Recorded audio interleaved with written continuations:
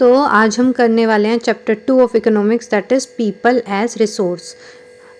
मतलब कि जो लोग होते हैं वो भी एक तरीके से रिसोर्स होते हैं। और जब लोग ही नहीं होंगे तो जो भी सामान बनता है, अगर एक फैक्ट्री है, उस फैक्ट्री में मशीनें हैं, उन मशीनों को जब तक कोई इंसान होगा ही नहीं चलाने के लिए, तो उस रिसोर्स का, उस मशीन का क्या फ़ायदा। सबसे पहले रिसोर्स क्या होता है? रिसोर्स होता है कि कोई भी ऐसी चीज़ जिसको हम यूज़ करते हैं, जिसको हम अपने यूज़ में ले सकते हैं। जैसे कि अगर हम फ़ोन से अगर पढ़ाई कर रहे हैं तो ये फ़ोन क्या हो गया, एक तरीके से हमारे लिए रिसोर्स है। उसी तरीके से हम इस चैप्टर में पढ़ेंगे पीपल एज रिसोर्स, कि पीपल, हम लोग किस तरीके से रिसोर्स हैं। मशीन बनाई किसने? मशीन भी हम ही ने बनाई है। और मशीन का यूज़ कर रहे हैं। अगर मशीन को बना के हमने छोड़ दिया और उसको यूज़ करना हमें नहीं आता तो भी वेस्ट है। तो इंसान ही है जिसने बनाई है मशीन, और इंसान ही है जो उस मशीन को यूज़ कर रहा है। मशीन का खुद से कोई यूज़ नहीं है। तो सबसे इम्पोर्टेंट जो रिसोर्स होता है, सबसे इम्पोर्टेंट जो चीज़ चाहिए होती है, चाहे हमारे पास कितनी भी टेक्नोलॉजी हो, कितनी भी मशीन हो, सबसे बढ़िया टेक्नोलॉजी है इंसान का दिमाग, इंसान। ठीक है, तो इसी चैप्टर को हम समझेंगे अब। तो अब जैसे हमारी इंडिया की जो पॉपुलेशन है वो बहुत ज़्यादा है, यहाँ तक कि अब चाइना को भी क्रॉस कर चुकी है। तो फिर अब हमारी जो पॉपुलेशन है उसको लोग समझते हैं कि ये हमारे ऊपर बोझ है। बहुत लोगों को ऐसा लगता है कि हमारी पॉपुलेशन इतनी ज़्यादा बढ़ गई है, कैसे तो इनका खाना पीना देखा जाएगा, इनके लिए और ज़्यादा स्कूल खोलने पड़ेंगे। ज़्यादा पॉपुलेशन है, ज़्यादा बीमार होगी, कभी कोई बीमार हो रहा है, कभी कोई बीमार हो रहा है। खाना ज़्यादा चाहिए होगा लोगों के लिए, तो उसके लिए खेती ज़्यादा करनी पड़ेगी। इनके ज़्यादा पॉपुलेशन है तो ज़्यादा रहने के लिए जगह भी चाहिएगी। तो इस तरीके से एक नज़रिया ये है देखने का। तो और दूसरी तरफ इस चैप्टर में हम जो पढ़ने वाले हैं कि पीपल क्या है, एक रिसोर्स हैं हमारी कंट्री के लिए, एक फ़ायदा है।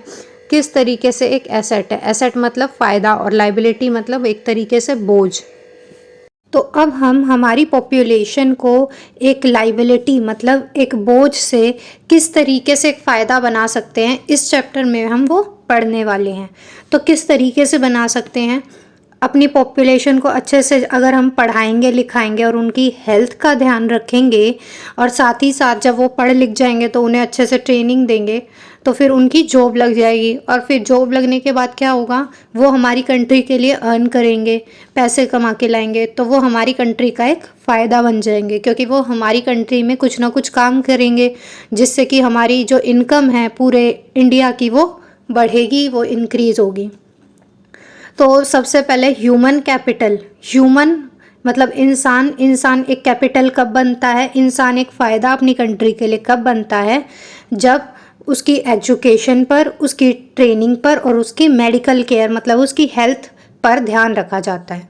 ठीक है, ह्यूमन कैपिटल क्या है? Human capital is the stock of skill and productive knowledge embodied in them. मतलब कि ह्यूमन कैपिटल क्या होता है? ह्यूमन कैपिटल में आती है हमारी एक तो स्किल और दूसरा productive knowledge.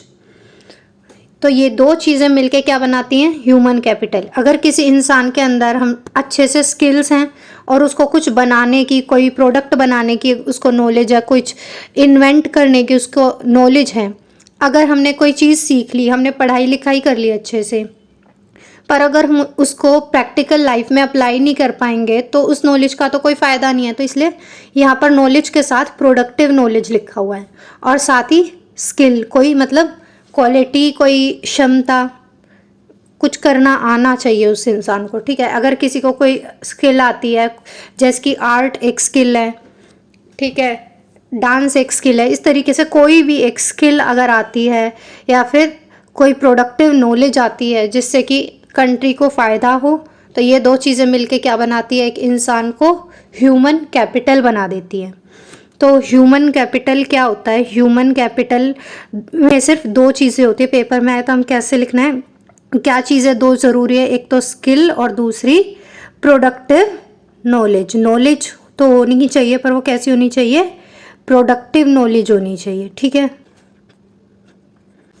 People as resource. People as resource is the way of referring to a country's working people in terms of their existing productive skills and abilities। मतलब क्या होता है इस चीज़ का कि हमारी कंट्री के जितने भी जो लोग हैं उनको हम कब रिसोर्स कहेंगे, जब उनमें स्किल्स होंगी और एबिलिटीज़ होंगी। हमारी कंट्री के जितने भी लोगों में स्किल्स और एबिलिटीज़ हैं उनको हम क्या कहते हैं, अपनी कंट्री का रिसोर्स। किसी कंट्री के लोगों को रिसोर्स कब कहा जाता है, जब उनके अंदर क्या होती है, प्रोडक्टिव नॉलेज होती है, स्किल्स होती है और एबिलिटीज़ होती है। अब इसमें यही है कि हमारी पॉपुलेशन है, इतनी ज़्यादा हमारी पॉपुलेशन है, चाइना को भी क्रॉस कर चुकी है हमारी पॉपुलेशन। तो अब जितने ज़्यादा लोग होंगे वो काम भी तो उतने ज़्यादा करेंगे। अगर हमारे लोग बढ़ गए हैं तो वो प्रोडक्शन भी ज़्यादा करेंगे। पहले अगर 2 लोग थे और 2 लोग काम कर रहे थे कंपनी में, और अगर अब 5 लोग हो गए तो वो 5 लोगों की सैलरी तो देनी पड़ेगी, पर काम भी तो 5 ही लोग करेंगे ना। उसी तरीके से जब हमारी पॉपुलेशन बढ़ रही है तो हमारा प्रोडक्शन भी तो बढ़ेगा। तो हम एक तरीका ये भी है, अपनी कंट्री को बोझ ना देख के हम ये भी देख सकते हैं कि हमारी कंट्री की जो पॉपुलेशन बढ़ने से क्या होगा, वो पॉपुलेशन क्या करेगी, प्रोडक्शन करेगी। और वो प्रोडक्शन ज़्यादा होगा तो हमारा जो पूरा प्रोडक्ट ग्रोस नेशनल प्रोडक्ट है, मतलब हमारी पूरी कंट्री जो प्रोडक्शन करती है वो जो है 1 साल के अंदर हमारी कंट्री ने जो प्रोडक्शन किया है वो प्रोडक्शन क्या हो जाएगा, बढ़ जाएगा। तो हमारा ग्रोस नेशनल प्रोडक्ट बढ़ जाएगा, ग्रोस डोमेस्टिक प्रोडक्ट बढ़ जाएगा, हमारी जीडीपी बढ़ जाएगी। ठीक है, तो एक पॉजिटिव एस्पेक्ट देखने का ये है कि हमारा प्रोडक्शन बढ़ जाएगा। और नेगेटिव एस्पेक्ट क्या है देखने का, कि एक नेगेटिव साइड ये है कि उन लोगों को ज़्यादा खाना चाहिएगा, लोगों को रहने के लिए जगह चाहिएगी, एजुकेशन चाहिएगा, हेल्थ के लिए भी सभी लोगों पे ध्यान देना पड़ेगा अगर हमारी पॉपुलेशन क्या होगी, ज़्यादा होगी। क्योंकि ज़्यादा पॉपुलेशन है तो ज़्यादा अनाज उन लोगों के लिए चाहिएगा, क्योंकि जो लोग ज़्यादा हैं, ज़्यादा पॉपुलेशन बढ़ती जा रही है, वो खाना भी तो खाएंगे, भूखे तो रहेंगे नहीं। तो उनके लिए खाना ज़्यादा चाहिए, उनके लिए रहने के लिए जगह चाहिए, हॉस्पिटल्स की मात्रा ज़्यादा हो जाएगी, स्कूल्स ज़्यादा चाहिएंगे अगर बच्चे ज़्यादा हैं तो इस तरीके से ये एक नेगेटिव तरीका है देखने का। और पॉजिटिव ये है कि प्रोडक्शन बढ़ जाएगा हमारी कंट्री का, क्योंकि जितने लोग काम भी उतने ही लोग करेंगे।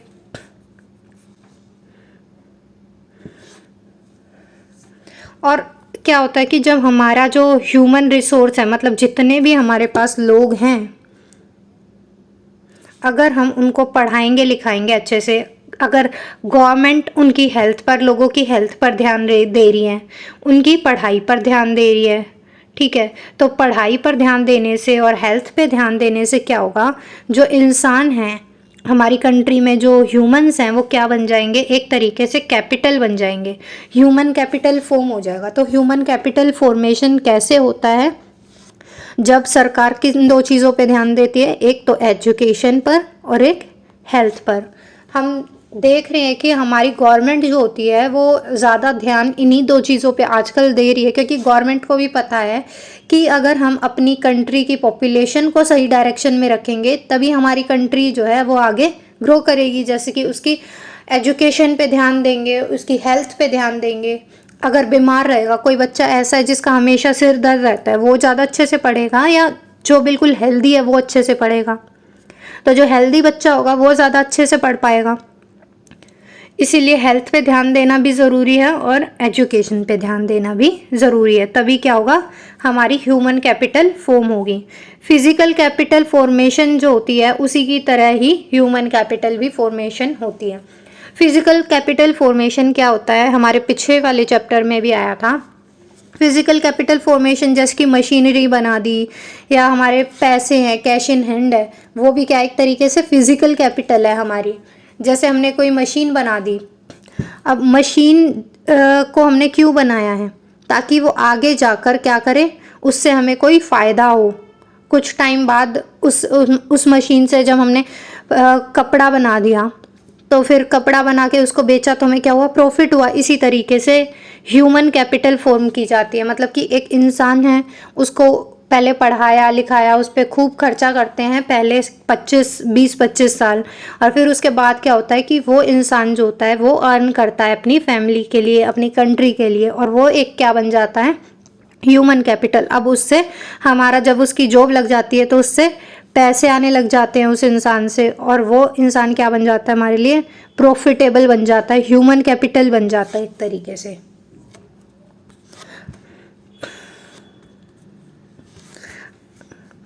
तो इसमें यही लिखा है कि जब हम ह्यूमन कैपिटल में इन्वेस्ट करते हैं, मतलब कि इंसान पे इन्वेस्ट पैसे लगाए, जैसे कि इंसान की पढ़ाई पे पैसे लगाती है गवर्नमेंट, लगा रही है अगर पैसे, जैसे गवर्नमेंट स्कूल खोल दिए, गवर्नमेंट के हेल्थ कैंप्स होते हैं, फ्री मेडिकल हेल्थ कैंप्स होते हैं, गवर्नमेंट के हॉस्पिटल हैं, और ट्रेनिंग देती है अच्छे से, पढ़ाई लिखाई अच्छे से करवा दी, फिर उसके बाद क्या किया, उनको ट्रेनिंग दी, इससे क्या होगा, वे क्या करेंगे, यील्ड आ रिटर्न, मतलब कि वो जब बड़े हो जाएंगे तो वो एक प्रॉफिट देंगे, प्रॉफिटेबल बन जाएंगे हमारी कंट्री के लिए।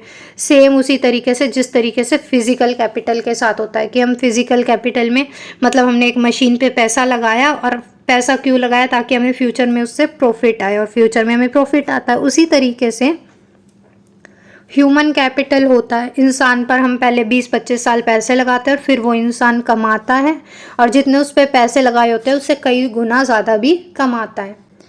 तो वही लिखा है कि जो ह्यूमन कैपिटल है, हम उसको कैसे देखते हैं कि वो हायर इनकम करता है, जब वो बड़ा हो जाता है तो वो हायर इनकम करता है, बहुत सारे पैसे कमाता है, बहुत ज़्यादा प्रोडक्शन करता है चीज़ों का। जब वो एजुकेटेड हो जाता है, अच्छे से उसको ट्रेनिंग मिल जाती है, ठीक है, उसकी हेल्थ का ध्यान रखा जाता है। तो यही है कि हेल्थ पे ध्यान दिया जाए, उसको पढ़ा लिखा के उसको ट्रेन किया जाए, तो एक इंसान क्या बन जाता है हमारे लिए, कंट्री के लिए एक ह्यूमन कैपिटल बन जाता है। इसमें एक एग्जाम्पल दिया है किस चीज़ का, ग्रीन रिवॉल्यूशन का। हमने ग्रीन रिवॉल्यूशन इससे पहले वाले चैप्टर में भी पढ़ा था, पालमपुर वाले में। तो ग्रीन रिवॉल्यूशन 1960 के आसपास आया था, और इसमें क्या हुआ था कि प्रोडक्शन लेवल जो था, खेती का, एग्रीकल्चर का प्रोडक्शन लेवल बढ़ गया था, ठीक है। तो वो प्रोडक्शन कैसे बढ़ा था, टेक्नोलॉजी का यूज़ बढ़ गया था, जैसे कि हमारी HYV सीड्स का यूज़ होने लग गया था, फर्टिलाइज़र्स पेस्टिसाइड्स का यूज़ होने लग गया था। और ये जो फर्टिलाइज़र्स पेस्टिसाइड्स होते हैं, ये सब क्या होते हैं, ये सब केमिकल के बने होते हैं, HYV सीड भी केमिकल की बनी हुई होती है। तो उन सीड से क्या होता था कि प्रोडक्शन लेवल जो था वो बढ़ जाता था। तो ये प्रोडक्शन कैसे बढ़ा, टेक्नोलॉजी के थ्रू बढ़ा, और टेक्नोलॉजी किसने बनाई है, इंसान ने। तो ग्रीन रिवॉल्यूशन से क्या टेक्नोलॉजी के कारण आया, नहीं, इंसान के कारण आया, इंसान ने टेक्नोलॉजी बनाई इसीलिए आया। तो सबसे ज़रूरी रिसोर्स क्या है, टेक्नोलॉजी या इंसान? तो सबसे ज़रूरी जो रिसोर्स है हमारी कंट्री के लिए वो क्या है, इंसान है, ह्यूमन है। तो सबसे इम्पोर्टेंट रिसोर्स क्या है, people, people as resource is the most important, ठीक है। जैसे इसमें भी बोला है कि what is human resource, is it like land और labour, so he is saying no, it is more than that, ये उससे कई ज़्यादा है। जैसे हमने land, labour, physical capital, human capital, ये 4 पढ़े थे, तो जो हमारी लैंड, लेबर और फिजिकल कैपिटल होती है उनसे कई गुना ज़्यादा बड़ी हमारी क्या होती है, ह्यूमन कैपिटल होती है। ह्यूमन कैपिटल ये पूछ रहा है कि रुपीज़, पैसे और डॉलर ये सब क्या, तो बोलते हैं नहीं, it is more than that. ये फिर पैसे, रुपीज़, डॉलर का मतलब ह्यूमन कैपिटल नहीं है। ह्यूमन कैपिटल का क्या मतलब है ये देखते हैं। जैसे कि ये क्या है, एक डॉक्टर है, ये इलाज कर रहा है। तो जब ये डॉक्टर बना, पहले पढ़ लिख के अच्छे से अपनी हेल्थ का ध्यान रखा, ट्रेनिंग ली डॉक्टर बनने की, और ये डॉक्टर बन गया, तो ये समाज का भी ध्यान रख रहा है, और साथ ही साथ क्या कर रहा है, ये टैक्स भी पे करेगा। अब इसके पास बहुत सारे पैसे आ जाएंगे तो ये टैक्स पे करेगा, टैक्स पे करके जो गवर्नमेंट के पास पैसे जाएंगे, गवर्नमेंट उसको टैक्स के पैसों का क्या करती है, समाज पे, सोसाइटी पे वापस लगाती है। तो इस तरीके से ह्यूमन कैपिटल से ना सिर्फ इस डॉक्टर का फ़ायदा हुआ, जब ये डॉक्टर ह्यूमन कैपिटल बन गया, एक डॉक्टर बन गया, तो ना सिर्फ इसका फ़ायदा हुआ, पूरे समाज का फ़ायदा हुआ। एक तो ये टैक्स पे करता है, पूरे समाज का ध्यान रखता है, और जब ये आसपास की शॉप्स से कुछ ना कुछ सामान खरीदता होगा अपने घर के आसपास की शॉप्स से, तो वो शॉप्स भी चलती होंगी, तो ये कैसे खरीद पाता है? क्योंकि इसने पढ़ाई लिखाई की, इसके पास पैसे आए, तो ये शॉप्स से सामान खरीद रहा है, तो वो शॉप्स भी चल रही हैं। तो इस तरीके से ह्यूमन कैपिटल हमारे देश के लिए बहुत ज़रूरी होता है। जैसे कि ये टीचर है, पीपल एज रिसोर्स, ये चैप्टर पढ़ा रहे हैं, है ना। तो क्या है, ये एक तरीके से ये बच्चों को पढ़ा भी रहे हैं और ख़ुद भी अर्न कर रहे हैं, टैक्स पे करेंगे। तो इस तरीके से क्या होता है, ये भी क्या बन जाएंगे, एक तरीके से अपनी कंट्री के लिए एक रिसोर्स बन जाएंगे, एक फ़ायदा बन जाएंगे।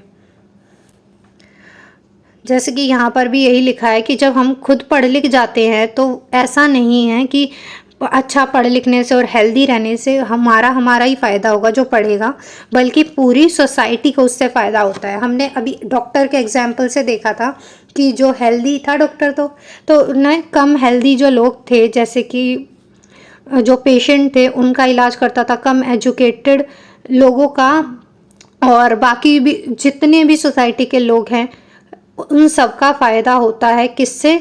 मोर एजुकेटेड और हेल्दी पॉपुलेशन जब पढ़ लिख के जॉब लग जाती है, कुछ अच्छा काम करने लगती है, सोसाइटी में सर्व करती है, तो ये सिर्फ एजुकेटेड लोगों को ही नहीं बाकी सबको भी फ़ायदा देती है।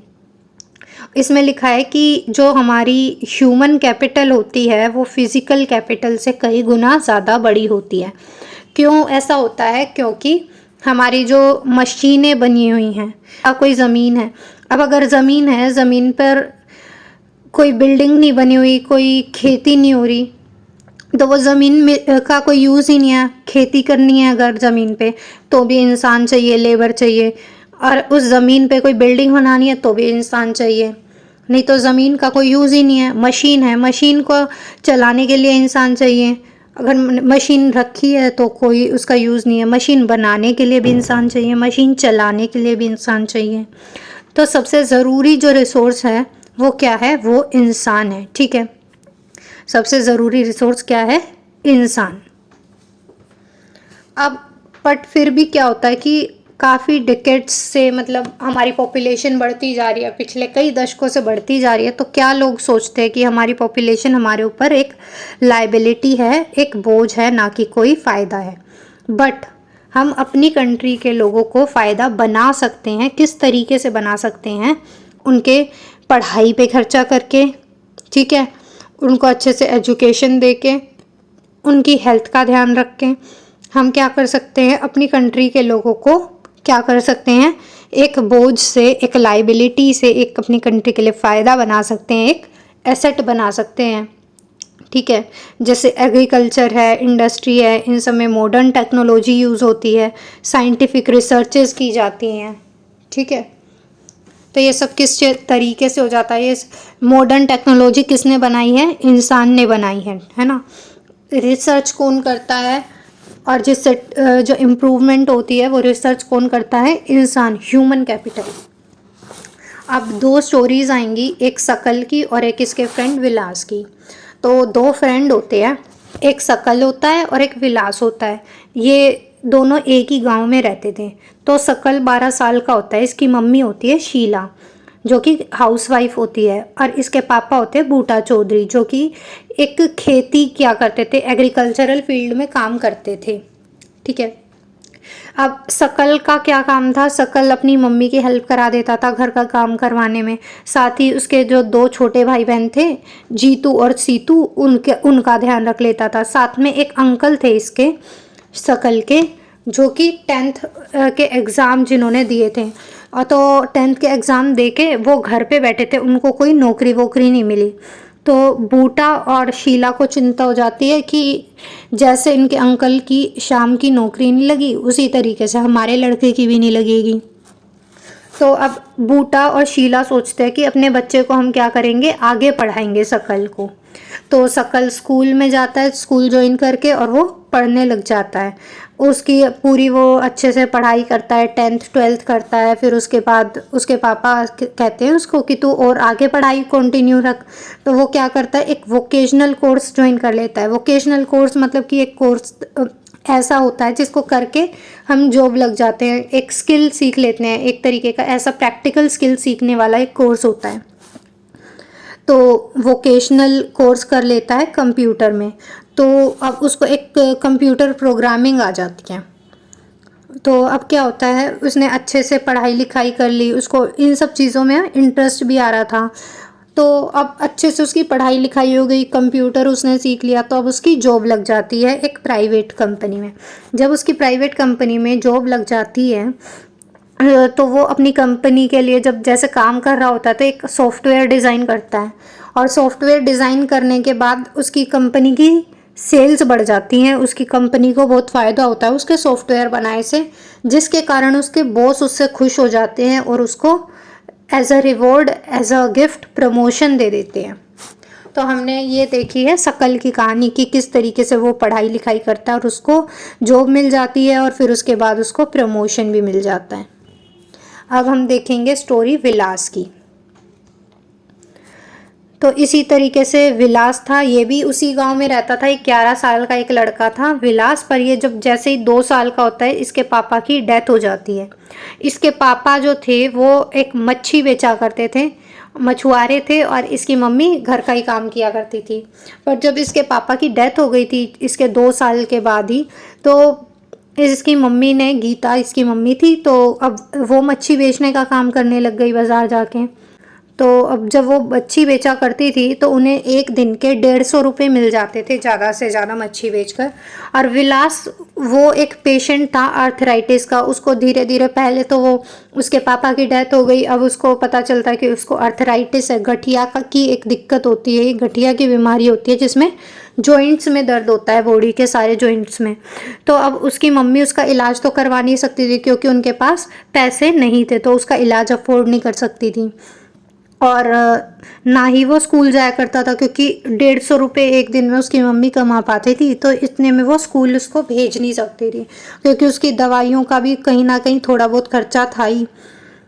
और ना ही अब विलास का पढ़ाई का मन था क्योंकि एक तो वो बीमार भी रहता था, तो उसका बिल्कुल पढ़ाई का भी मन नहीं करता था। अब वो घर पे रहता था तो अपनी मम्मी की घर के काम में हेल्प कर देता था, उसका एक भाई था छोटा मोहन नाम का, उसकी हेल्प कर देता था। धीरे धीरे टाइम के साथ उसकी मम्मी भी अब बीमार रहने लग गई, तो अब उनका घर का ध्यान रखने का कोई नहीं था, तो विलास को अब मजबूरन उसको भी मच्छी बेचने के लिए जाना पड़ता है। और वो भी अपनी मम्मी की तरह ही बहुत ही ना के बराबर, मीगर मतलब कम कम पैसे ही कमा पाता था, जैसे 150 के करीब रुपए कमा पाता था एक दिन के। तो हमने ये स्टोरी देखी एक विलास की और एक शकल की। तो विलास की स्टोरी में क्या था, ना तो इसकी हेल्थ अच्छी थी, इसको अर्थराइटिस की दिक्कत थी, गठिया की बीमारी थी, जॉइंट्स पेन जिसमें होता है, और साथ ही ये पढ़ लिख भी नहीं पाया था कुछ कारणों से। एक तो इसके पापा की तबीयत खराब थी और इसकी हेल्थ भी खराब थी, तो ना इसके पास एजुकेशन थी ना इसके पास हेल्थ थी, जिसके कारण इसकी सिचुएशन जो है वो जैसी पहले थी उससे और ख़राब होती गई।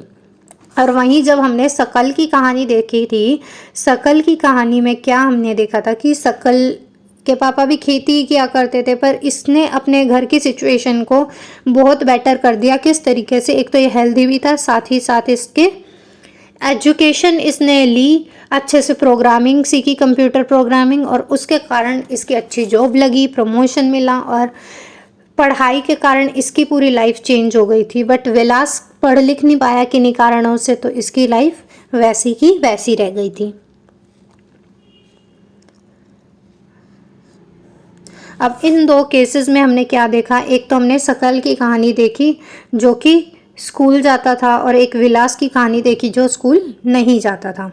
शकल क्योंकि स्कूल जाता था और मतलब अच्छे से घूमता फिरता था, वो पूरे तरीके से फिजिकली स्ट्रॉन्ग और हेल्दी था, और उसको ना ही डॉक्टर के पास जाना होता था। वहीं विलास वो बीमार था बट फिर भी वो डॉक्टर के पास नहीं जा सकता था। क्यों नहीं जा सकता था? क्योंकि उसके पास इतने पैसे नहीं हुआ करते थे। शकल की बात करें तो इसने कंप्यूटर प्रोग्रामिंग में डिग्री ली थी, और जिसकी वजह से इसकी एक नौकरी प्राइवेट फर्म में लग गई थी। वहीं विलास जो था वो क्या कर रहा था, मच्छी बेचने का काम करता था, जो उसकी मम्मी करती थी वही। इसकी वजह से वो बहुत ना के बराबर ही पैसे कमा पाता था। शकल की बात करें तो शकल ने क्या किया, उसने अच्छे से पढ़ाई की, और पढ़ाई करके उसने अपनी प्रोडक्टिविटी को बढ़ाया, मतलब कि अपने देश के लिए कुछ अच्छा करने के लिए अब वो काबिल हो चुका था। उसने एक सॉफ्टवेयर डिज़ाइन किया था अपनी कंपनी में, तो वो कंपनी कहाँ की थी, वो कंपनी इंडिया की कंपनी थी। अब जब इंडिया की कंपनी में उसने कोई प्रोडक्शन बनाया तो इंडिया को ही तो फ़ायदा होगा, तो इसीलिए वो हमारे ग्रोथ, इकोनॉमी की ग्रोथ को भी बढ़ाता है, हमारे देश के लिए भी अच्छा रहता है। जब कोई हमारा जो है देश का कोई इंसान कुछ ऐसा काम करता है, पढ़ लिख के अच्छा काम करता है, तो बदले में उसको क्या मिलता था, शकल को अच्छी सैलरी भी मिल जाती थी, बदले में उसको अच्छी सैलरी मिल जाती थी। और विलास की बात करें तो विलास के साथ क्या था, वो पढ़ नहीं पाया था, उसकी हेल्थ भी ख़राब थी, तो वो भी मच्छी बेचता था अपनी मम्मी की तरह, और उसको भी सेम सैलरी मिलती थी जो उसको उसकी मम्मी को मिल जाती थी। कितनी? 150 रुपये। अब इन्वेस्टमेंट हमने अगर ह्यूमन रिसोर्स में करते हैं तो उससे जो फ्यूचर में रिटर्न मिलता है वो कैसा होता है, हाई होता है, ज़्यादा होता है। अगर हम अच्छे से किसी बच्चे को आज पढ़ा लिखा रहे हैं, गवर्नमेंट किसी बच्चे पे अच्छे से पढ़ाई लिखाई पे खर्चा करती है, हेल्थ पे खर्चा करती है, तो उससे गवर्नमेंट को आगे चल के बहुत ज़्यादा फ़ायदा होता है। इसी कारण से हमारे स्कूलों में और हमारे हॉस्पिटल्स पे गवर्नमेंट बहुत खर्चा करती है, ठीक है। तो इन दोनों चीज़ों पे इन्वेस्ट करके हमारे इधर के इंसानों को क्या बनाती है, एक तरीके से रिसोर्स बना रही है। जब एक बच्चे की पढ़ाई पर और हेल्थ पर खर्चा किया जाता है तो क्या होता है, एक हाई रिटर्न निकलता है, मतलब बहुत ज़्यादा प्रॉफिट फ्यूचर में उससे आता है, ठीक है। बहुत ज़्यादा प्रॉफिट फ्यूचर में उससे आता है। किस तरीके से कि वो बहुत ज़्यादा अच्छा कमाएगा, अच्छे से पढ़ लिख जाएगा, और हमारी सोसाइटी में, इंडिया में ही जब वो कमाएगा तो हमारी इंडिया की ही इनकम में बढ़ोतरी होगी, इनकम हमारी बढ़ेगी, देश की इनकम बढ़ेगी, तो हमारी कंट्रीब्यूशन करेगा वो सोसाइटी के अंदर। और एजुकेटेड पेरेंट्स, हम देखेंगे कि एजुकेटेड पेरेंट्स होते हैं वो ज़्यादा अपने बच्चे की पढ़ाई पर, पढ़ाई लिखाई पे ध्यान देते हैं, क्योंकि वे खुद पढ़े लिखे हैं, तो उन्हें पता है कि पढ़ाई की इम्पोर्टेंस क्या होती है, तो इसलिए वो पढ़ाई को फोकस करते हैं, साथ ही बच्चे की न्यूट्रिशन और हाइजीन का ध्यान रखते हैं, क्योंकि वो पढ़े लिखे हैं तो उनके पास खूब अच्छे से पैसा है, तो वो भी अच्छे से ध्यान रख पाते हैं न्यूट्रिशन का, बच्चों की हाइजीन का, और साथ में पढ़ा लिखा भी पाते हैं। अब उन्होंने पढ़ाया लिखाया तो आगे चल के उनके बच्चे होंगे, वो अपने बच्चों को पढ़ाएं लिखाएंगे, और इनके पास भी पढ़ा लिखा के जॉब लग गई तो पैसे होंगे, तो फिर ये भी न्यूट्रिशन का भी ध्यान रखेंगे और हाइजीन का भी ध्यान रखेंगे। इसी तरीके से फिर ये अपने बच्चों को पढ़ाएंगे, तो इससे एक सर्कल क्रिएट हो जाता है, एक वर्चुअस साइकिल बन जाती है, ठीक है। ये एक तरीके से एक साइकिल बन जाती है, क्या कि पहले ये पढ़ा लिखा, फिर इसने अपने बच्चों को पढ़ाया लिखाया, फिर इसने अपने बच्चों को पढ़ाया लिखाया, फिर इसने अपने बच्चों को पढ़ाया लिखाया, इस तरीके से एक वर्चुअस साइकिल क्रिएट हो जाती है। और वहीं इस एक तरीका ये होता है कि आज हम पढ़ लिख नहीं रहे हैं, फिर हमें पढ़ाई लिखाई से कोई इतना मतलब भी नहीं है, ना हमारे पास इतने पैसे कि हम खाने पीने का भी ज़्यादा ध्यान रख पाएँ, फिर हमारे बच्चे होंगे उनका भी हम अच्छे से नहीं ध्यान वो रखेंगे पढ़ाई का, कि वो भी नहीं पढ़े लिखेंगे फिर, और उनकी भी हेल्थ अच्छी नहीं होगी, हाइजीन का भी ध्यान नहीं रख पाएंगे, फिर आगे चल के ऐसे ही ये चीज़ एक पीढ़ी दर पीढ़ी चलती जाएगी, तो ये भी एक तरीके का सर्कल होता है। तो ये एक तरीके का नेगेटिव सर्कल होता है, और वो वाला ऊपर वाला पॉजिटिव सर्कल होता है। तो ये हम पे हमें कौन से सर्कल में एंटर करना है, ठीक है। तो ये दो तरीके के सर्कल होते हैं। अगर हम कंट्री की बात करें अपनी, की कंट्री में जो रिसोर्सेज होते हैं, कंट्री के जो सबसे ज़्यादा इम्पोर्टेंट रिसोर्स है वो कौन सा है, ह्यूमन कैपिटल। ह्यूमन सबसे इम्पोर्टेंट रिसोर्स होता है। उसको जानने के लिए एक जापान का एग्जाम्पल हम लेने वाले हैं। जापान के बारे में हमने सुना होगा कि जापान की टेक्नोलॉजी बहुत अच्छी है।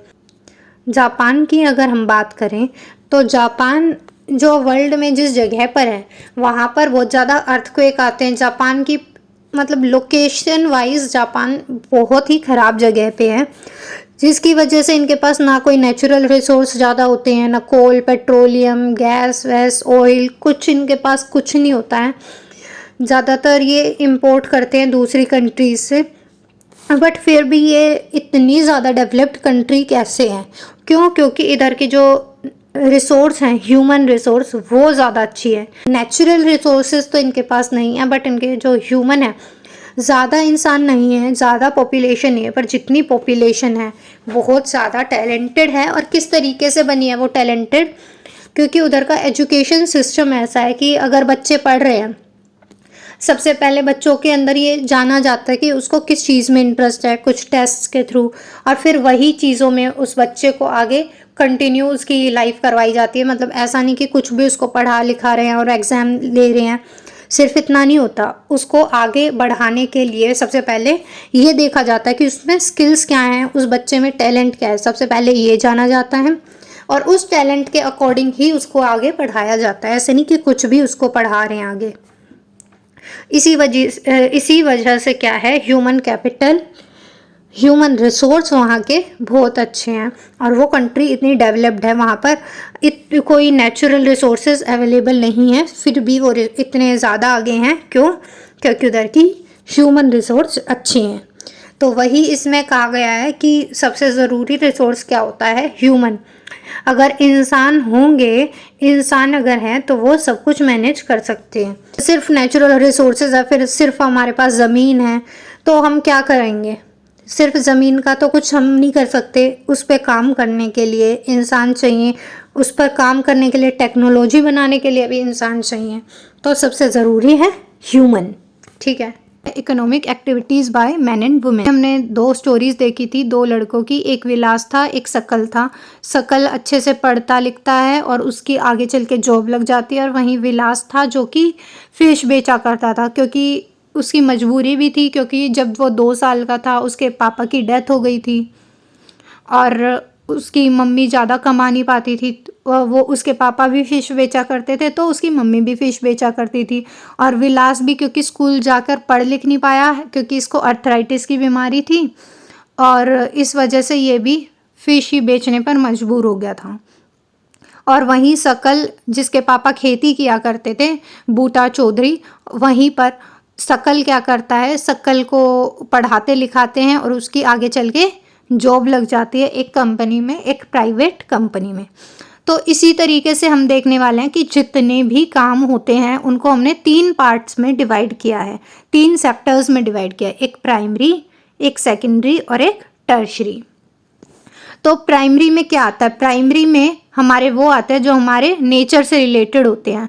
फॉर एग्जाम्पल फॉरेस्ट्री, फॉरेस्ट जंगल हमने तो बनाए नहीं, हमें नेचर से मिले हैं, तो किस में आएंगे? प्राइमरी में। अब एग्रीकल्चर, खेती कैसे बनती है? हमने तो सिर्फ बीज बोया है, खेती तो अपने आप हो रही है, नेचुरली हो रही है। तो जो चीज़ें नेचुरली होती हैं वो किस में आती हैं? प्राइमरी में। तो एग्रीकल्चर भी क्या हो गया? प्राइमरी। एनिमल हस्बेंड्री, एनिमल हमने बनाए हैं? नहीं, एनिमल नेचुरल बने हैं, भगवान ने बनाए हैं, तो एनिमल हस्बेंड्री क्या हो गया? प्राइमरी में। फिशिंग, फिश हमने नहीं बनाई। पोल्ट्री, मुर्गियां हमने थोड़ी बनाई हैं, तो क्या हो गए? प्राइमरी सेक्टर में। फार्मिंग, खेती, माइनिंग, क्वेरिंग, मतलब जैसे ऑयल एक्सट्रैक्ट करते हैं हम, मतलब कि जितने भी रिसोर्सेज जैसे कि ऑयल, पेट्रोल, कोल, ये सब हम निकालते हैं माइंस में से, तो ये सब क्या है? नेचुरल है। तो ये नेचुरल चीज़ें किस में आती हैं? हमारी प्राइमरी सेक्टर में। ठीक है। अब उसके बाद हम देखते हैं सेकेंडरी सेक्टर।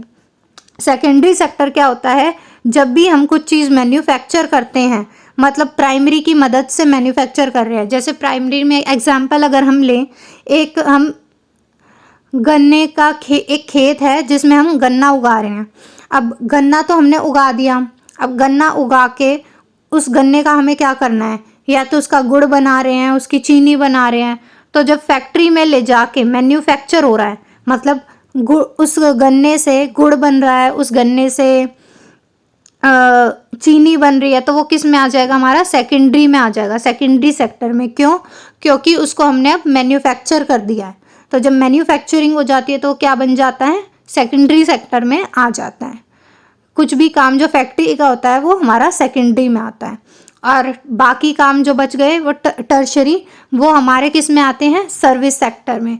और किस तरीके के काम होते हैं ये सर्विस सेक्टर के? जैसे कि मैन्युफैक्चरिंग में क्या था, हम कोई चीज़ बना रहे हैं, प्राइमरी की हेल्प से हम कुछ बना रहे हैं, तो वो हमारा मैन्युफैक्चरिंग में आ गया। और टर्शरी में आता है जैसे कि कोई हम सर्विस प्रोवाइड कर रहे हैं, सर्विस दे रहे हैं। जैसे कि बैंक की सर्विस दी जाती है, बैंक को बनाया तो नहीं जाता है। जैसे हमने गन्ने से गुड़ को बनाया था, मैन्युफैक्चर किया था, तो वो सेकेंडरी में था। और कोई सर्विस दे रहे हैं, बैंक की सर्विस दी जाती है। एजुकेशन, टीचर एजुकेशन को देता है, टीचर एजुकेशन बनाता तो नहीं है।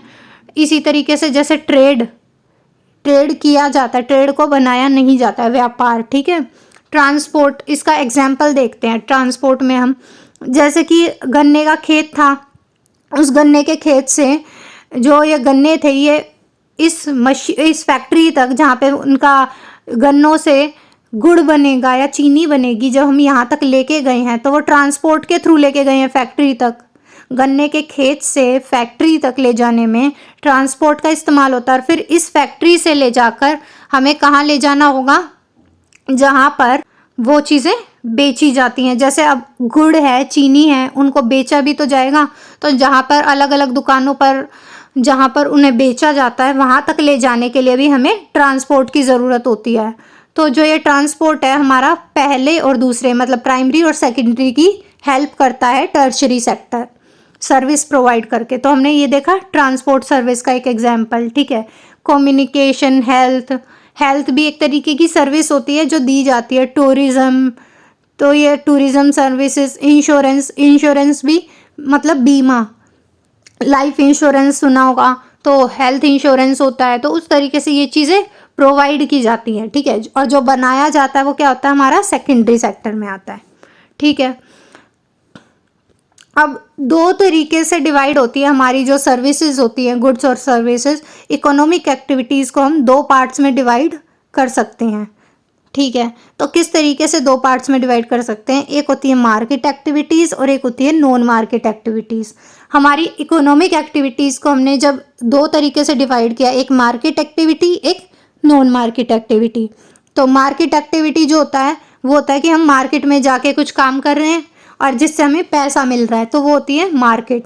और जिस से ट्रेड करके हमें कोई पैसा नहीं मिल रहा, वो होती है नॉन मार्केट, जिसमें पैसे का कोई लेन देन नहीं है, ठीक है। वो कैसी होगी, नॉन मार्केट। इसका अगर हम एग्जांपल देखें, जैसे कि हमने इससे फर्स्ट वाले चैप्टर में एक चीज़ देखी थी, पालमपुर जो गांव की कहानी थी, कि जब वे खेती किया करते थे तो उन्होंने गेहूं की खेती कर दी। और अब इन गेहूं को वो क्या करते थे, सबसे पहले जो अपने घर की नीड होती थी, किसान अपने घर में ले जाते थे।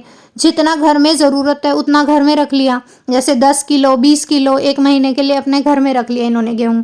और जो बाकी गेहूं बचता था उसका क्या करते थे, उस गेहूं को ले जाके ये मार्केट में बेचाया करते थे। तो जब ये सबसे पहले गेहूं को अपने घर लेके गए, तो ये क्या है, नॉन मार्केट एक्टिविटी, क्योंकि ये इस गेहूं को अपने घर लेके गए हैं, पैसे का यहाँ कोई लेन देन नहीं है। फिर सबसे पहले इन्होंने अपने घर के लिए यूज़ कर लिया था गेहूं को, और फिर जो एक्स्ट्रा गेहूं बच गए थे घर पे ले जाने के बाद, उन गेहूं का ये क्या करते हैं, उन गेहूं को ये मार्केट में ले जाकर बेच देते हैं। क्योंकि अगर कई क्विंटल गेहूं है, कई क्विंटल गेहूं तो ये खाएंगे नहीं, तो कई क्विंटल गेहूं ये क्या करते हैं, उनको ये मार्केट में बेच आते हैं। जब मार्केट में बेचते हैं और इन्हें पैसे मिलते हैं, उसको क्या कहते हैं, मार्केट एक्टिविटी, ठीक है। और जो घर पे लेके गए थे अपने घर के यूज़ के लिए, उसको क्या बोलेंगे हम, नॉन मार्केट एक्टिविटी, ठीक है।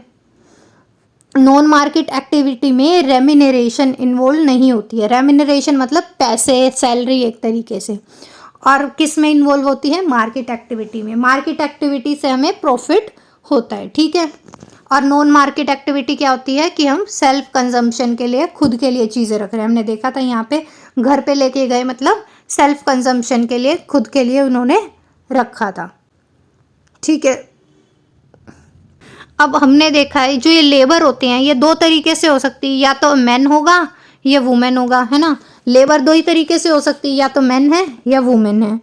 अब जो वुमेन होती है वो हम देखते हैं ज़्यादातर क्या करते हैं, घर का काम करते हैं, और जो मैन होते हैं, आदमी होते हैं, वे जाकर खेतों में काम क्या करते हैं या अपना जो भी काम होता है वो करते हैं। तो हमने जब शकल की कहानी देखी थी, जो इसके फादर बूटा चौधरी थे जो खेती किया करते थे, और इसकी मदर हाउसवाइफ थी। तो शकल की मदर जो थी शीला, वो घर का काम किया करती थी सारा काम, और उसके फादर बूटा चौधरी थे जो कि खेती किया करते थे। बट जो घर का काम होता था, शीला को जो उसकी मम्मी थी शकल की, उसको उसके लिए कोई पेमेंट नहीं मिलती थी, है ना। घर का काम करते हैं तो उसके लिए कोई पेमेंट तो होती नहीं है। तो यही कहा गया है, ये लाइन याद रखनी है कि जो घर का काम होता है उसको हमारी नेशनल इनकम में रिकॉग्नाइज नहीं किया जाता है, ठीक है। जो घर का काम होता है उसके लिए कोई इनकम तो होती नहीं है, तो उस काम को नेशनल इनकम में नहीं जोड़ा जाता है। ठीक है। और अब वही बात करें, जो विलास एक लड़का था, जो दूसरी हमने स्टोरी देखी थी, उसमें उसकी मम्मी थी गीता, है ना। तो उसकी मम्मी क्या करती थी, फिश बेचा करती थी बाहर जाके। तो जो बाहर जाके काम करते हैं उसके लिए पैसे मिलते हैं, तो इनको पैसे मिलते थे, बट इनको पैसे कम मिलते थे क्योंकि एक ऐसा काम था जिसमें कम एजुकेशन और कम स्किल की ज़रूरत पड़ती थी। अब दो तरीके के काम होते हैं, एक ऐसे काम होते हैं जिनमें ज़्यादा एजुकेशन और ज़्यादा स्किल की ज़रूरत पड़ती है, और कुछ काम ऐसे होते हैं जिनमें कम स्किल की ज़रूरत पड़ती है और कम एजुकेशन की ज़रूरत पड़ती है। अब कुछ जो काम ऐसे होते हैं जिनमें ज़्यादा स्किल और ज़्यादा एजुकेशन चाहिए, उनमें हम देखेंगे कि जो डिफरेंस होता है मैन और वुमेन की सैलरी में वो कम होता है। और वहीं अगर पढ़ाई लिखाई ज़्यादा अगर नहीं चाहिए किसी काम में, तो उसमें हम क्या देखेंगे कि वुमेन को पे जो किया जाता है वो कम किया जाता है। जैसे कि अगर हम लेबर देखें, कोई लेबर है किसी चीज़ में, कोई भी बहुत सारे ऐसे काम होते हैं जिनमें क्या होता है कि वुमेन को पेमेंट कम मिलती है। बहुत सारे ऑफिसेज में देखा जाता है कि वुमेन को सेम काम की कम पेमेंट मिलती है और मैन को ज़्यादा मिलती है। तो ऐसी चीज़ें ज़्यादातर हमें उस जगह पे, उस फील्ड में देखने को मिलती है जिस फील्ड में हमें कम एजुकेशन और स्किल की ज़रूरत हो, जिस काम में कम स्किल की ज़रूरत हो। तो और साथ ही साथ हम देखेंगे जहाँ कम स्किल की ज़रूरत है, जिस काम में कम पढ़ाई लिखाई की ज़रूरत है, उधर हम देखेंगे कि जॉब सिक्योरिटी भी नहीं होती। साथ ही साथ जो बेसिक फैसिलिटीज़ होती हैं वो भी प्रोवाइड नहीं की जाती, जैसे मैटरनिटी लीव, किसी चाइल्ड केयर, जिसकी कोई बच्चा है तो उसका ध्यान रखना, वो सब भी नहीं रखा जाता। या फिर कोई जैसे हॉलीडेज़ होती हैं, जैसे संडे की छुट्टी, सैटरडे की छुट्टी, ये सब भी नहीं मिलती ऐसे कामों में जिसमें कम स्किल और एजुकेशन की ज़रूरत होती है। जैसे कि छोटा मोटा कोई लेबर का काम कर रहा है या फिर कोई हाउस हेल्प का काम कर रहा है, तो उनमें ऐसा तो होता नहीं है कि संडे की छुट्टी मिल रही है या कुछ है, तो और कम सैलरी होती है और मेहनत उतनी की उतनी। ठीक है।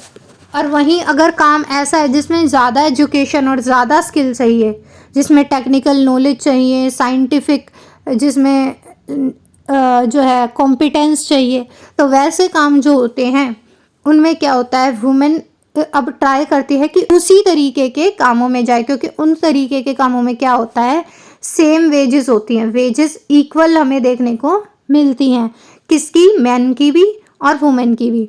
जैसे कि अगर हम गवर्नमेंट हॉस्पिटल में काम करते हैं, चाहे वो मेल है चाहे फीमेल है, सेम सैलरी हमें देखने को मिलेगी।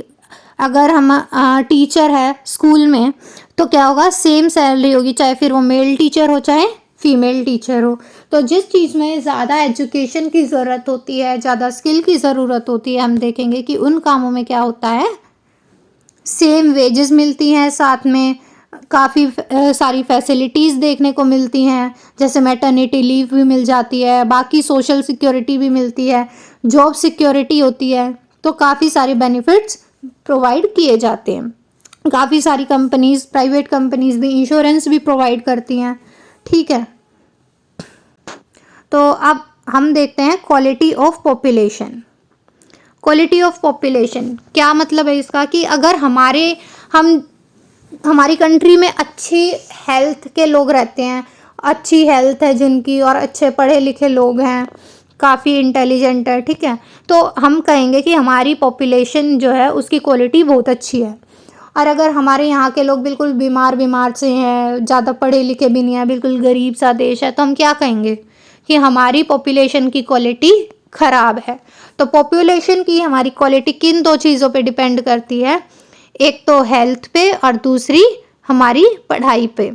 लिटरेसी रेट मतलब कि हमारे देश के लोग कितने पढ़े लिखे हैं, और लाइफ एक्सपेक्टेंसी का मतलब होता है कि एक इंसान अमूमन कितने साल जिएगा, जैसे ऑन एवरेज एक इंसान कितने साल जिएगा। जैसे हमारे यहाँ पर जो है, मतलब थोड़ा बहुत ये ऊपर नीचे डेटा चेंज होता रहता है, बट 63 जो है हमारे इधर की एवरेज लाइफ एक्सपेक्टेंसी है, मतलब एक इंसान एवरेज 63 ईयर्स जीता है। ठीक है।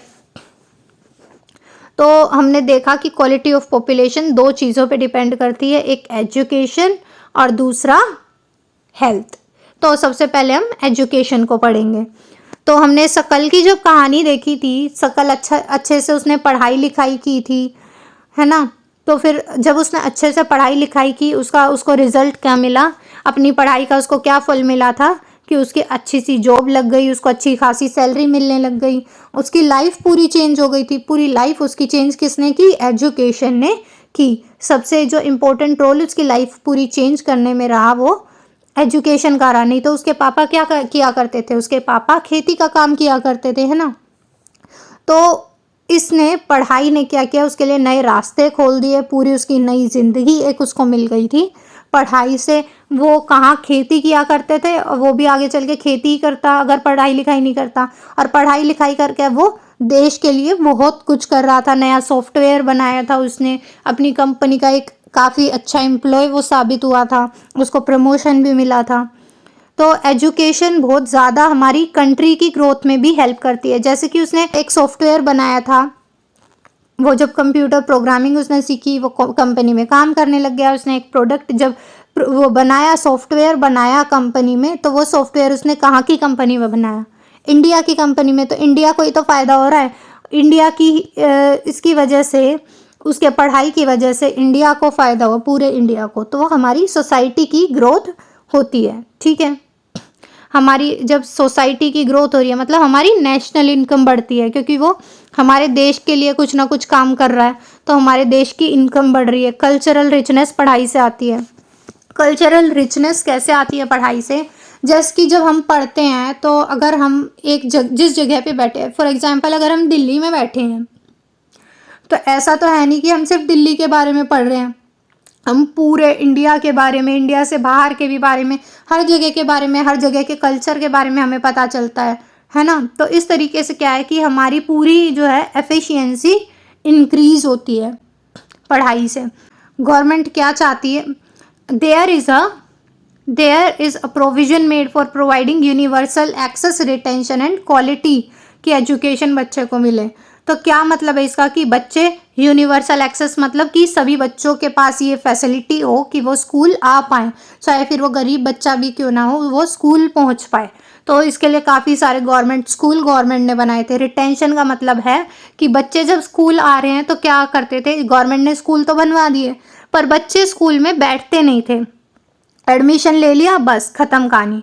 तो बच्चे उधर बैठें, स्कूल में बैठकर पढ़ाई भी करें, ये भी गवर्नमेंट चाहती थी। तो इसके लिए भी गवर्नमेंट ने काफ़ी सारे काम किए, जैसे मिड डे मील लेके आई थी, जिससे कि बच्चे लंच तक बैठते थे क्योंकि उन्हें लंच चाहिए होता था। और क्वालिटी की एजुकेशन बच्चों को प्रोवाइड की जाए, मतलब टीचर जो पढ़ा रही है बच्चों को वो अच्छी नॉलेज प्रोवाइड करे। एक मतलब ऐसे नहीं कि टीचर आई है क्लास में बैठी और कुछ पढ़ा नहीं रही है, ठीक है। एलिमेंट्री एजुकेशन स्पेस क्या है कि गवर्नमेंट अब ये फोकस कर रही थी इन सब चीज़ों में कि गर्ल्स पे काफ़ी फोकस किया गया, क्योंकि हमने देखा है कि गर्ल्स जो थी वो कम पढ़ी लिखी होती थी डेटा के अकॉर्डिंग बॉयज़ के कंपैरिजन में। तो इसलिए गर्ल्स पे ज़्यादा फोकस किया, नवोदय विद्यालय खोले, इनको इनमें काफ़ी वोकेशनल स्ट्रीम्स थी। वोकेशनल स्ट्रीम्स मतलब क्या कि काफ़ी ऐसी चीज़ें थी जिससे कि बच्चे आगे पढ़े, मतलब इस तरीके के कोर्सेज़ होते थे जिन कोर्सेज़ को करने से उनकी डायरेक्ट जॉब लग जाए। जैसे कि कंप्यूटर के कोई कोर्सेज़ हो गए, जैसे कि MS एक्सेल का एक कोर्स कर लिया, किसी ने PPT का कोर्स कर लिया, तो उससे क्या होता था बच्चों की जॉब लग जाए आगे, उसके लिए ईजी होता था। तो काफ़ी सारे स्कूल्स जो हाई स्कूल होने के बाद क्या होता था कि 12th कर ली, उसके बाद आप वोकेशनल कोर्स कोई भी कर सकते हो। तो गवर्नमेंट ने ऐसे काफ़ी सारे कोर्सेज़ खोले थे जिससे कि बच्चों के अंदर कोई नई स्किल आए, कोई नई नॉलेज आए और उनकी जॉब लग पाए, क्योंकि खाली नॉलेज से तो जॉब नहीं लगती, कोई ना कोई स्किल भी होनी चाहिए। तो वो स्किल कैसे आती थी, वोकेशनल कोर्स से आती थी। गवर्नमेंट की अगर हम बात करें, पहले जो फर्स्ट 5 ईयर प्लान था, 5 ईयर प्लान क्या होते हैं, ये फर्स्ट 5 ईयर प्लान बना था हमारा 1951 में। तो उस वक्त क्या हुआ करता था कि अगले 5 साल में गवर्नमेंट क्या काम करने वाली है हमारे देश के लिए, देश को आगे बढ़ाने के लिए, वो डिसाइड होता था। तो जब फर्स्ट 5 ईयर प्लान बना था तो उसमें 151 करोड़ रुपीस का खर्चा हमारी एजुकेशन पे किया गया था। और 2021 के डेटा के हिसाब से 99,300 करोड़ अब खर्चा किया जा रहा है। मतलब पहले 151 करोड़ खर्चा होता था और अब 99,300 करोड़ खर्चा हो रहा है। तो कितना हमारा बढ़ा है खर्चा, यही कहना चाह रहे हैं कि एजुकेशन पे जो खर्चा पहले फर्स्ट 5 ईयर प्लान में था और अब है, तो वो खर्चा हमारा बढ़ा है एजुकेशन पे, क्योंकि सरकार को ये पता चला है कि एजुकेशन पे खर्चा करके सरकार का ही फ़ायदा होगा। अगर जीडीपी के टर्म्स में अगर हम देखें तो जीडीपी का पहले हम 0.64% खर्चा किया करते थे और अब वो खर्चा बढ़ के 3.1% हो गया। वो 3 के आसपास रहता है लगभग, जैसे कि कभी 3.1 हो गया, फिर कभी 2.8 हो गया, इस तरीके से होता रहता है। जैसे कि किसी ईयर 3.8 है, किसी ईयर 2.8 है, तो ऐसे बढ़ता घटता रहता है। लिटरेसी रेट की बात करें, मतलब लिटरेसी रेट मैंने अभी भी बताया था थोड़ी देर पहले कि लिटरेसी रेट होता है कि हमारी देश के लोग कितने पढ़े लिखे हैं। तो 1951 में 18% था ये लिटरेसी रेट और अब बढ़ के कितना हो गया है, 85%। सबसे ज़्यादा लिटरेसी रेट कहाँ का है, केरल का, और सबसे कम लिटरेसी रेट कहाँ का है, बिहार का। ठीक है, सबसे ज़्यादा केरल का है और सबसे कम बिहार का, ये भी याद रखना है। ठीक है, अब हम देखें रूरल एरियाज़ के जो लोग होते हैं वे कम पढ़े लिखे होते हैं अर्बन एरियाज़ के मुकाबले। फीमेल्स जो होती हैं वे कम पढ़ी लिखी होती हैं मेल के मुकाबले। तो ये काफ़ी चीज़ें हमें डिफरेंस देखने को मिलते हैं। गवर्नमेंट ने काफ़ी सारा काम किया है, जैसे कि हमारे प्राइमरी स्कूल जो 1st to 5th तक का होता है, ऐसे जो स्कूल हैं प्राइमरी स्कूल्स काफ़ी सारे खोले। मतलब 7.5 लाख से भी ज़्यादा स्कूल्स गवर्नमेंट ने 1920 तक खोले हैं। और पर जब गवर्नमेंट ने खोले तो गवर्नमेंट ने ये देखा कि बच्चे आ नहीं रहे हैं स्कूल में, तो क्यों नहीं आ रहे हैं। पुअर क्वालिटी ऑफ स्कूलिंग हुआ करती थी, ड्रॉप आउट रेट बहुत ज़्यादा होता था। मतलब बच्चे एडमिशन लेते थे पर स्कूल में जाते नहीं थे, या फिर 1 साल पढ़ा और फिर उसके बाद छोड़ दिया स्कूल जाना। तो अब गवर्नमेंट कुछ ना कुछ काम करती रहती थी। जैसे सर्व शिक्षा अभियान एक गवर्नमेंट ने चलाया। सर्व शिक्षा अभियान में क्या होता था, 6 से लेकर 6 से 14 साल के जो बच्चे हुआ करते थे उनको फ्री और कंपल्सरी एजुकेशन देती थी। उससे क्या होता था कि बच्चों के पास जो नहीं स्कूल अफोर्ड कर सकते, तो अब वो फ्री होता था, तो अब वो स्कूल चले जाया करते थे। तो फ्री और कंपल्सरी एजुकेशन सरकार ने दी थी सर्व शिक्षा अभियान के थ्रू। सर्व शिक्षा अभियान कब आया था, 2010 में सर्व शिक्षा अभियान चालू होता है। और 6 से 14 साल के जो बच्चे होते हैं, 6 से 14 साल के, उनको फ्री और कंपल्सरी एजुकेशन प्रोवाइड की जाती थी इसके अकॉर्डिंग। ठीक है, बट इसके बाद भी गवर्नमेंट ने देखा कि बच्चे तो स्कूल में आ रहे हैं बट पूरे टाइम बैठ नहीं रहे हैं, पढ़ नहीं रहे हैं, तो इसीलिए गवर्नमेंट अब लेके आती है एक मिड डे मील का programme. Mid day meal scheme लाती है कि बच्चे स्कूल में आएँ और बैठे भी रहें। तो इससे क्या था, गवर्नमेंट दोनों काम कर पा रही थी। एक तो बच्चों की हेल्थ का भी ध्यान रख पा रही थी, क्योंकि वो मिड डे मील में जो खाना भेजती थी वो न्यूट्रिशन वाला भेजती थी। तो अब न्यूट्रिशन भी बच्चों को मिल रहा है और साथ ही साथ वो खाना उन्हें अगर खाना है तो उन्हें लंच तक बैठना पड़ेगा, क्योंकि लंच तो लंच में ही मिलेगा। तो क्या था कि वो लंच तक बैठते भी थे। अब कुछ बच्चे ऐसे होते हैं जब वो बैठेंगे तो उनका पढ़ाई में इंटरेस्ट जनरेट हो जाएगा, इंटरेस्ट बन जाएगा।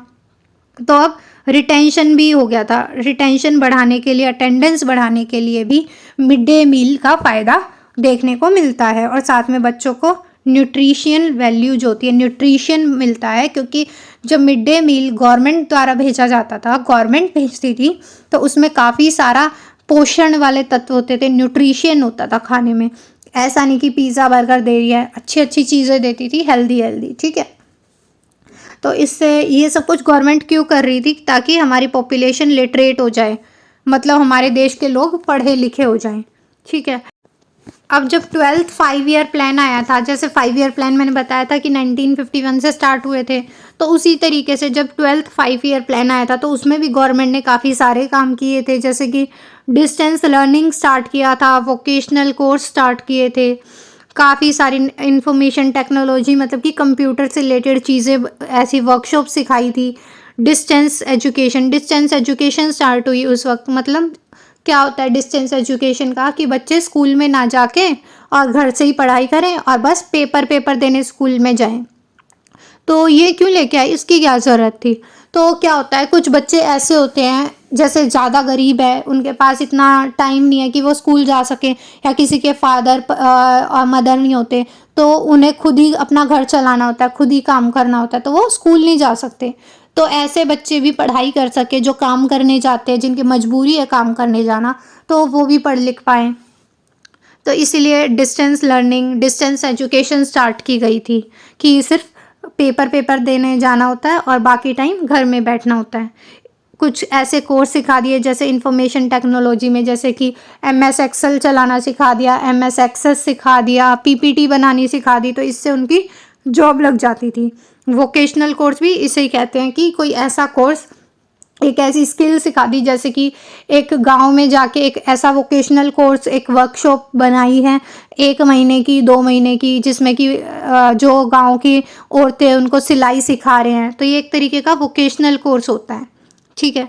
ग्रोस एनरोलमेंट रेशो की बात करें, ग्रोस एनरोलमेंट रेशो जो थी, मतलब कि जो बच्चे 18 से 23 साल के थे, एनरोल किया करना, मतलब कि जो एडमिशन लेना, तो 27% ही बच्चे, मतलब 18 से 23 साल के, मतलब कॉलेज के बच्चे हुए, तो 27% ही बच्चे जो थे कॉलेज में जाया करते थे, एज़ पर 2020 से 21 का डेटा। ठीक है। क्वालिटी पॉपुलेशन की 2 चीज़ों पे डिपेंड करती है, एक हेल्थ और एक एजुकेशन। अब कोई भी फर्म है, कोई भी कंपनी है, वो क्या चाहती है? कोई भी कंपनी सिर्फ यही चाहती है कि वो उनका ज़्यादा से ज़्यादा प्रॉफिट हो। अब वो प्रॉफिट ज़्यादा कैसे होगा? जब उधर के लोग जो होंगे, जो काम करने वाले एम्प्लॉयज़ होंगे, वे अच्छे हेल्दी होंगे और अच्छे से वे काम करेंगे। जब कोई इंसान हेल्दी होता है तभी वो अच्छे से एफिशिएंटली काम कर पाता है। अगर कोई बीमार सा बच्चा होगा, बीमार सा इंसान है, बीमार आदमी है, वो अगर ऑफिस में काम कर रहा है, तो वो पूरा अपनी एफिशिएंसी जितनी उसकी है वो उतना काम नहीं कर पाएगा, उससे कम काम कर पाएगा। मतलब अगर उसको एक काम कंप्लीट करना है 2 दिन के अंदर, तो वो उसी काम को 4 दिन के अंदर कंप्लीट करेगा। और अगर वो हेल्दी होता तो वो उस 2 दिन के काम को 2 दिन में ही कंप्लीट करता है, या 2 दिन से भी पहले कंप्लीट कर लेता। तो कोई भी फर्म, कोई भी कंपनी यही चाहती है कि हमारा प्रॉफिट ज़्यादा से ज़्यादा हो। तो ज़्यादा प्रॉफिट कैसे होगा? जब हमारे जो एम्प्लॉयज़ होंगे, जो हमारी लेबर होगी, वो कैसी होगी? हेल्दी होगी। ठीक है।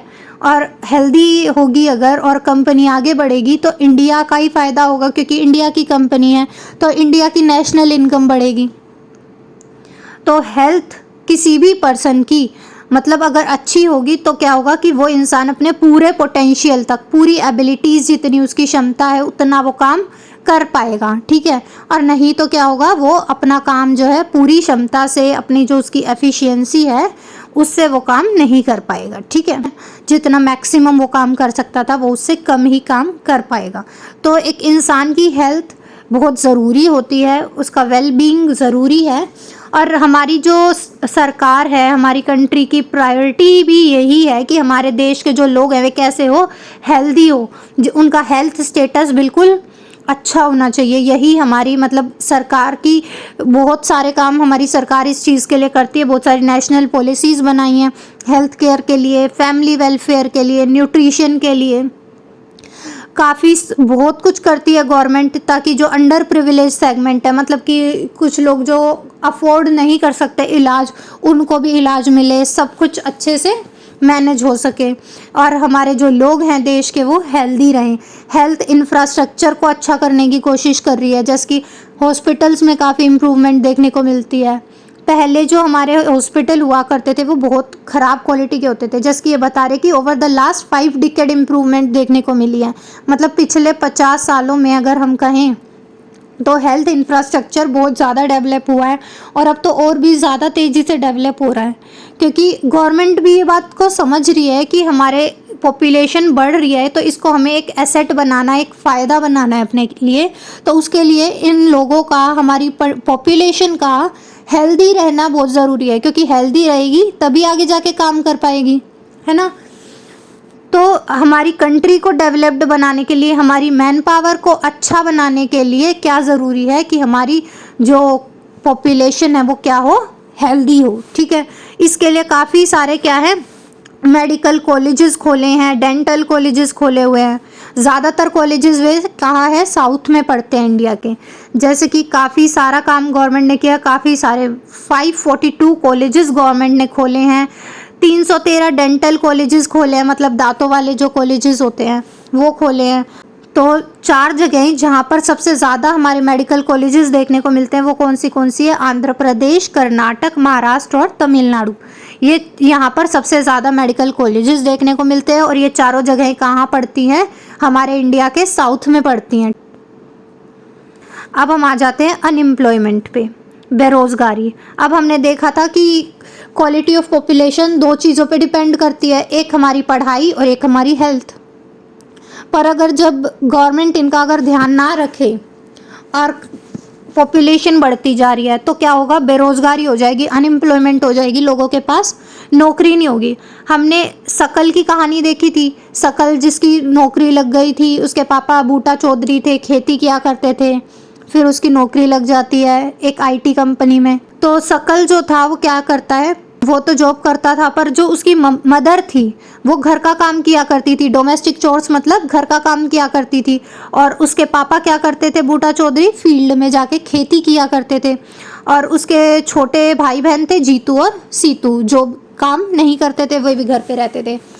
तो अब हम क्या ये बोल सकते हैं कि शकल की मदर क्योंकि घर का काम करती थी तो वो अनएम्प्लॉयड थी, जीतू और सीतू जो उसके छोटे भाई बहन थे ये अनएम्प्लॉयड थे? हम ऐसे बोल सकते हैं? हम ऐसा नहीं बोल सकते। तो क्यों नहीं बोल सकते वो देखते हैं। अनएम्प्लॉयमेंट क्या होता है, अनएम्प्लॉयमेंट में क्या होता है, इसकी डेफिनेशन क्या होती है, सबसे पहले ये देखते हैं। तो 15 से 59 साल के, मतलब 15 ईयर्स से 59 ईयर्स तक के वो लोग जो कि काम करने के लिए सक्षम हैं, मतलब काम करना चाहते हैं और उनके पास डिग्री भी है वो काम करने के लिए, बट उनको काम मिल नहीं रहा है, तो वो क्या कहेंगे, उनको हम अनएम्प्लॉयड कहेंगे। 15 से 59 साल के वे लोग जो काम करना तो चाहते हैं पर उन्हें काम मिल नहीं रहा है, तो उनको हम क्या कहेंगे, अनएम्प्लॉयड कहेंगे।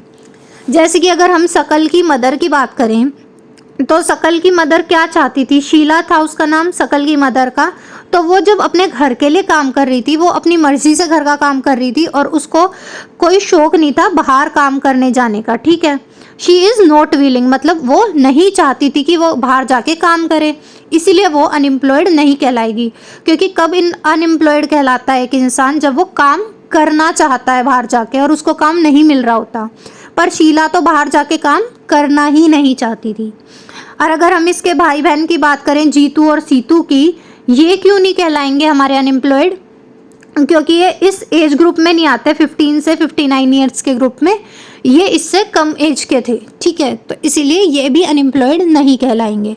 तो अनएम्प्लॉयड कौन कहलाता है, 15 से 59 ईयर्स के वे लोग जो काम तो करना चाहते हैं बट उन्हें जॉब नहीं मिल रही है और उनके पास डिग्री भी है बट उनको जॉब फिर भी नहीं मिल रही है, ठीक है।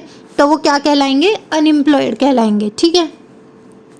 अब अनएम्प्लॉयमेंट जो होती है वो हमारी 3 तरीके की होती है, एक सीजनल, एक डिस्गाइज्ड और एक हमारी होती है अर्बन में एजुकेटेड अनएम्प्लॉयमेंट, ठीक है। तो ये 3 तरीके की हमारी अनएम्प्लॉयमेंट होती है। तो जो ये हमारी सीजनल और डिस्गाइज्ड अनएम्प्लॉयमेंट होती है ये हमें रूरल एरियाज़ में, मतलब गांव के इलाकों में देखने को मिलती है। और जो ये एजुकेटेड अनएम्प्लॉयमेंट होती है ये हमें शहरों में देखने को मिलती है, ठीक है। अब सीजनल अनएम्प्लॉयमेंट क्या होता है, सीजनल अनएम्प्लॉयमेंट ज़्यादातर हमें एग्रीकल्चर में देखने को मिलती है, गाँव में भी। तो कैसे होता है कि अगर मान लो जब गांव में क्या होता है, बीज बोने का टाइम आता है खेती में, तो तब काम हो गया। फिर जब खेती की कटाई करने का टाइम होता है तब काम हो गया। तो कभी कभी काम होता है जैसे सोइंग, मतलब बीज बोना, हार्वेस्ट, कटाई करना, ठीक है। तो ये कुछ कुछ जब काम होते हैं तब क्या होता है, काम होता है।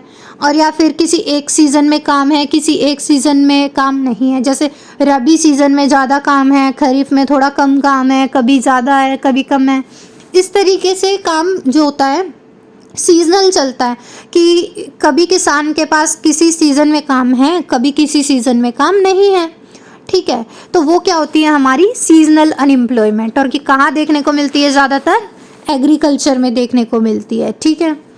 अब दूसरी बात करें हम डिस्गाइज्ड अनएम्प्लॉयमेंट की, इसको पता है क्या बोलते हैं, इसको हिंदी में हम छुपी हुई बेरोजगारी बोलते हैं। इसमें पता है क्या होता है कि अगर एक खेत है, इसमें खेती करने के लिए 5 लोगों की ज़रूरत है, पर काम कर रहे हैं इस खेत में 8 लोग।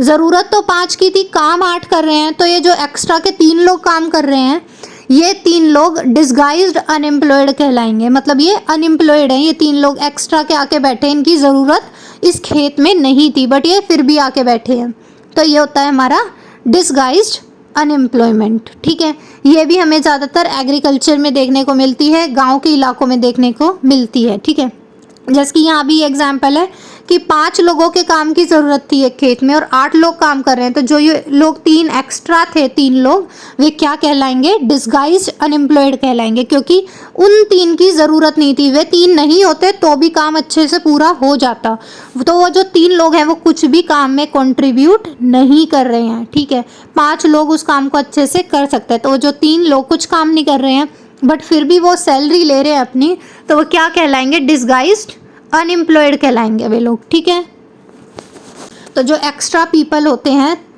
जो 3 एक्स्ट्रा पीपल हमने देखे, वे क्या कहलाए, डिसगाइज्ड अनएम्प्लॉयड। अब अर्बन एरिया की बात करें, अर्बन एरिया में जो होती है, किस तरीके की अनएम्प्लॉयमेंट हमें देखने को मिलती है, उसको क्या बोलते हैं, एजुकेटेड अनएम्प्लॉयमेंट। एजुकेटेड अनएम्प्लॉयमेंट बहुत ज़्यादा कॉमन है और आजकल तो ये बहुत ज़्यादा देखने को हर जगह पे ही मिलती है। वैसे जो यूथ होता है हमारा, उन्होंने 10th 12th graduation, post graduation तक की डिग्रियां होती हैं उनके पास और फिर भी उनके पास जॉब नहीं होती है, उसको बोलते हैं अनएम्प्लॉयड। ठीक है, या फिर कैसे होते हैं कि ग्रेजुएशन या पोस्ट ग्रेजुएशन तक की डिग्री ले रखी है और फॉर्म कौन सी नौकरियों के भर रहे हैं, 10th पास की नौकरियों के फॉर्म भर रहे हैं पोस्ट ग्रेजुएशन की डिग्री लेके, तो ये क्या कहलाता है, ये कहलाता है एजुकेटेड अनएम्प्लॉयमेंट। ये दिक्कत क्यों आती है, क्योंकि हमारी पॉपुलेशन इतनी ज़्यादा है और सबके पास डिग्रियां है, तो किसी के पास नौकरी नहीं है, क्योंकि पॉपुलेशन हमारी इतनी ज़्यादा है, इस वजह से ये दिक्कत हमें आती है। और एक प्रॉब्लम ये भी होती है कि हमारे कहीं ना कहीं एजुकेशन सिस्टम में भी हम लैग करते हैं कि पढ़ाई तो लोगों को कर ली, लोगों ने डिग्रियां तो कलेक्ट कर ली, बट क्या होता है उनके अंदर कोई स्किल नहीं होती है, कोई स्किल उनके अंदर, कोई छोटा मोटा कोर्स भी अगर कर ले तो जॉब इजीली लग सकती है। पर हमारे इधर क्या होता है, इंडिया में ज़्यादातर डिग्रीज पर फोकस किया जाता है, जिसकी वजह से जॉब नहीं लगती और हमारे ज़्यादातर लोग अनएम्प्लॉयमेंट हमें देखने को मिलती हैं। अब अनएम्प्लॉयमेंट अगर होती है तो उसके कुछ नुकसान भी होते होंगे। बेरोजगारी होने से क्या नुकसान होंगे, अगर अनएम्प्लॉयड है, हमारे जो देश के लोग हैं उस पर सरकार ने अपना पैसा खूब लगाया है 20-25 साल तक और अब वो कुछ भी रिटर्न नहीं दे पा रहे हैं, तो एक तरीके से हमारा मैन पावर रिसोर्स जो है, हमारे वे लोग एक तरीके से वेस्टेज हो रही है, हमारी मैन पावर रिसोर्स की वेस्टेज हो रही है, क्योंकि अब वे लोग हमारे लिए एक बोझ बन गए हैं, जो कुछ काम नहीं कर रहे हैं। क्या बन गए हैं, लाइबिलिटी मतलब बोझ। और वो हमारे क्या हो सकते थे, एसेट, मतलब हमारी कंट्री के लिए एक फ़ायदा हो सकते थे, हमारी कंट्री के लिए बहुत कुछ कर सकते थे। जैसे कि वे डॉक्टर बनते तो इलाज करते, टीचर बनते तो पढ़ाते, सब कुछ ना कुछ काम करते अगर वे कुछ बनते तो। बट अब वे क्या कर रहे हैं, अब सिर्फ बोझ बने हुए हैं एक तरीके से। तो जो लोग हैं, जो बेरोजगार रह गए, अनएम्प्लॉयड रह गए, उनके अंदर भी कहीं ना कहीं एक होपलेसनेस की फीलिंग आ जाती है। सब लोग उनको ताने देते हैं, घर वाले ताने देते हैं, बाहर वाले ताने देते हैं, तो कहीं ना कहीं वो इंसान भी डिप्रेस्ड हो जाता है, मेंटली वीक हो जाता है। ठीक है, तो अब अनएम्प्लॉयमेंट जो होती है उससे क्या होता है कि हमारी इकोनॉमी पे बोझ पड़ता है, क्योंकि जो हमारी पॉपुलेशन पहले से काम कर रही होती है अब उसे और ज़्यादा लोगों के लिए काम करना होता है, क्वालिटी हमारी लाइफ की ख़राब होती जा रही है। तो अनएम्प्लॉयमेंट का बहुत ही बुरा असर सब पर होता है, हमारी इकोनॉमी की ग्रोथ पे होता है। हमारी इकोनॉमी ग्रो नहीं कर पाती, क्यों, क्योंकि जो लोग काम पहले करने वाले थे पढ़ लिख के 20-25 साल, जिस पे सरकार ने पैसा लगाया और वे यूँ सोच रही थी सरकार की वे बड़े होंगे तो फिर वे कुछ काम करेंगे और हमारे देश के लिए जब वे काम करेंगे तो हमारी देश की इनकम बढ़ेगी, हमारी नेशनल इनकम बढ़ेगी। ठीक है, तो हमारी नेशनल इनकम तो बढ़ नहीं पाई, ऊपर से वे हम पर बोझ बन गए लोग, तो फिर हमारी नेशनल इनकम घट और गई, क्योंकि वे लोग काम तो कर नहीं रहे हैं बट खाना पीना रहना वो सब तो अनएम्प्लॉयमेंट जिनकी है, जो लोग अनएम्प्लॉयड है वो खाना पीना तो खाएंगी। तो एक तरीके से हमारी कंट्री एक डिप्रेस्ड इकोनॉमी में चली जाती है। हम मतलब हमारी जो नेशनल इनकम है, जीडीपी है, सब गिरने लग जाती है, कम होने लग जाता है, क्योंकि हमारे देश पे हमारी जो पॉपुलेशन है वो कुछ कर नहीं पा रही है। तो अगर हम अपने देश के लोगों को एक रिसोर्स की तरह यूज़ नहीं कर पाएंगे तो क्या होगा, वे हमारे लिए एक लाइबिलिटी, एक बोझ बन जाएंगे हमारी इकोनॉमी के लिए, ठीक है।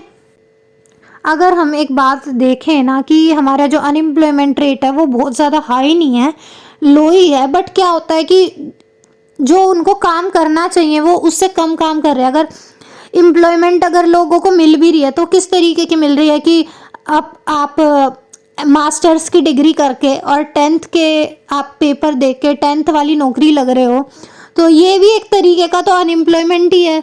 बट कहीं ना कहीं अगर हम फैक्चुअल तरीके से स्टैट्स में देखें, नंबर्स में देखें, तो हमारी जो अनएम्प्लॉयमेंट है रेट है वो लो है। पर वो लो किस लिए है, क्योंकि जिसके काबिल है काम करने के लिए उसको वो काम नहीं मिल रहा। किसी ने एमकॉम कर रखी है और वो काम कौन सा कर रहा है, 10th पास, तो उसे हम क्या मानेंगे, अनएम्प्लॉयड ही मानेंगे।